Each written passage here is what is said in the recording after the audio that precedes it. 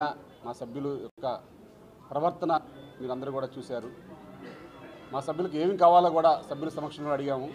అదే విషయాన్ని వెంటనే ఫిల్మ్ ఛాంబర్ వారు 4 గంటలకి సమావేశం ఏర్పాటు చేసి మమ్మల్ని ఆహ్వానించడం జరిగింది.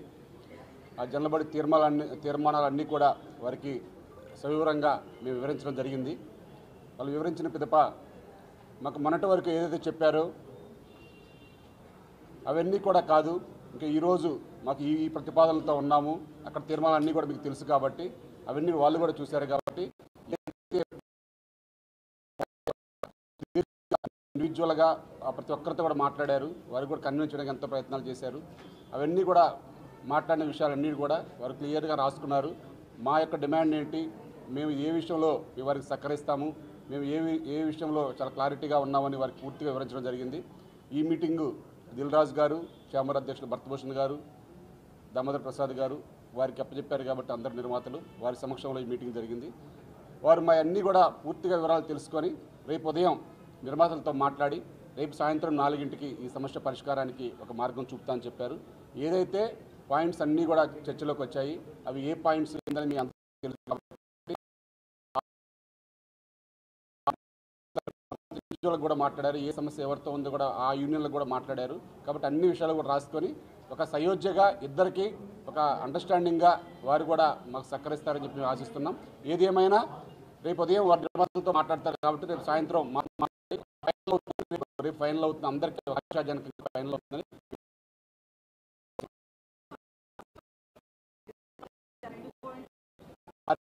ఎక్కడ ఫ్లెక్సిబుల్ కావాలి, మేము ఫ్లెక్సిబుల్ కావాలి అనేది కూడా మొత్తం క్లారిటీ మేము వివరించాము. మా సమస్యలని, మా కష్టాన్ని మేము ఏం కోల్పోతున్నాం కూడా వారికి వివరించాం కాబట్టి వారు ఒక్కసారి రేపు నిర్మాతలను కన్విన్స్ చేస్తారని చెప్పారు. ఆ కన్విన్స్ చేసిన విధానాన్ని రేపు మధ్యాహ్నం చెప్పి మాకు ఒక అంతిమంగా కొన్ని పాయింట్లన్నీ కూడా డిస్కస్ చేసాము. డిస్కషన్ ఎలాగో రేపు వస్తుంది కాబట్టి, ఎందుకంటే మళ్ళీ నిర్మాతలతో మేము మాట్లాడిన దాకా మీరు ఉండాలి అన్నారు కాబట్టి మేము ఏమైతే ఆ కండిషన్లన్నీ కూడా చెప్పడం జరిగింది కాబట్టి ఆ కండిషన్లు వాళ్ళు చర్చించి రేపు సాయంత్రం ఫైనల్ చేస్తారని మేము ఆశిస్తున్నాం. అంటే ప్రతిరోజు చర్చలు జరుగుతున్నాయి, మీరు ఎందుకు వచ్చి రేపటితో డెఫినెట్గా ఇది ముగింపు పడవచ్చు అని చెప్తా ఉన్నారు. కానీ ఇప్పటి వరకు వారు మరి ఒక మెట్టు మీదే ఉన్నారు. మేమైతే తగ్గుతూ ఉన్నాం కానీ వారికి మెట్టు సడలింపు చేయలేదు. కానీ ఈరోజు అయితే మాత్రం ఒక ఆశాజనకమైన వాతావరణం జరిగింది. కండిషన్ల విషయంలో కానీ, అటు వేతనాల పెంపు విషయంలో కానీ, పర్సంటేజ్ విషయంలో కానీ కొంత ఫ్లెక్సిబిలిటీ జరిగింది. చాలా మాకైతే ఒక ఆశాజనకంగా ఉంది. ఎందుకంటే ఇక రేపటితో అయిపోతుందని మేము పూర్తిగా ఎందుకంటే పర్సంటేజ్ విధానంగా చెప్పాము, ఆ కండిషన్ల గురించి కూడా ఫ్లెక్సిబిలిటీగా చెప్పాము. చాలా ఆశాజనకంగా వారు దిల్ రాజు గారికి వారికి అర్థమవుతుంది కాబట్టి అన్ని విషయాలు వారు క్లారిటీగా చూశారు కాబట్టి మేము ఒప్పించగలమా అన్నీ కూడా క్లారిటీగా ఉన్నారు, క్లారిటీగా రాసుకున్నారు. రేపు నిర్మాతలు కూడా ఒప్పించి రేపు సాయంత్రం మమ్మల్ని పిలిచి అంతిమంగా ఫైనల్ చేస్తారు.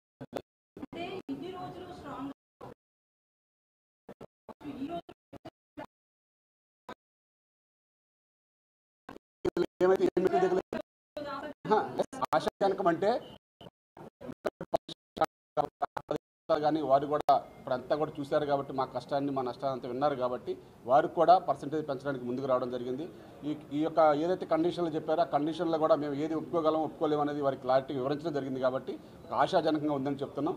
వారు కూడా నిర్మాతలు ఒప్పిస్తామని చెప్పారు. ఈరోజు అంతిమంగా ఎవరైనా ఒకటే కాబట్టి వారు బాగుండాలి, మేము బాగుండాలని కోరుకునే వాళ్ళం కాబట్టి రేపైతే ఫైనల్ అవుతుందని మేము ఆశిస్తున్నాం.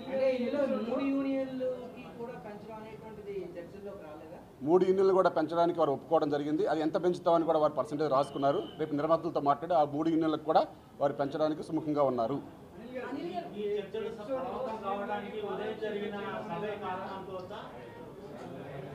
ఒక రకంగా అనుకోవచ్చు,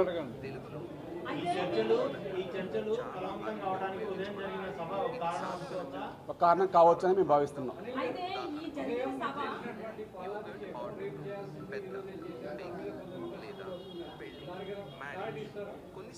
అర్థం కాలేదండి, క్వశ్చన్ అర్థం కాలేదు.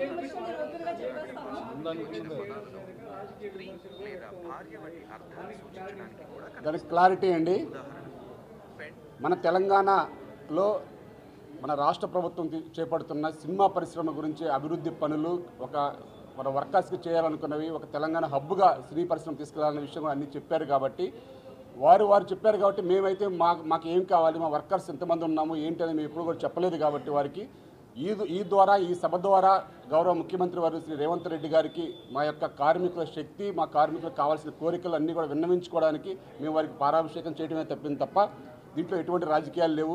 ఈ సినీ కార్మికుల్లో కూడా వివిధ రకాలుగా ఉంటారు, వివిధ పార్టీల వాళ్ళు ఉంటారు, అందరూ ఉంటారు. కానీ ఇది సినీ పరిశ్రమ అనేది ఒక ఏక కుటుంబం కాబట్టి ఆ కుటుంబానికి ఈరోజు ముఖ్యమంత్రి వర్యులు చాలా తెలంగాణని మన సినీ పరిశ్రమలో మన తెలంగాణలో సినీ పరిశ్రమ చాలా హబ్బుగా తయారు చేయడానికి ఒక ఆ ప్రణాళిక అన్నీ కూడా మాకు చేంబర్ వారు కానీ అటు నిన్న కోమటిరెడ్డి వెంకరెడ్డి గారు కానీ పూర్తిగా వివరించారు కాబట్టి వారి ద్వారా మా సందేశాన్ని కూడా పంపాలని మేము చేశాము. రేపు కనుక సక్సెస్ అయిన తర్వాత వారితో ఇంకా పాలాభిషేకం కాదు, వారితో చాలా ఘనంగా ఒక సన్మాన సభ పెట్టి వారికి ఇంకా విన్నవించుకునే విధంగా కూడా ఇంకా తదుపరి కార్యాచరణ కూడా ఉంటుంది. అనిల్ గారు ఇప్పుడు చెప్తున్నారు కదా సన్మాన సభ ఇవన్నీ అని చెప్పి, ఇవన్నీ కూడా జూబ్లీ హిల్స్ ఎన్నికలు వస్తున్నాయి, అనిల్ వెనకాల ఉన్న ఓటు బ్యాంకుని చెప్పడానికి మాత్రమే ఇవన్నీ చేస్తున్నారని విమర్శ. మీరు బంద్ రోజు నుంచి ఫస్ట్ డే నుంచి కూడా మీ వెనకాల వస్తున్న విమర్శ, దీనికి ఏమంటారు? ఈ శక్తి అంతా కూడా ఓటు బ్యాంకుగా మార్చుకుని దాన్ని అనిల్ తప్పిపోతున్నాడు అనుకుంటున్నాడు.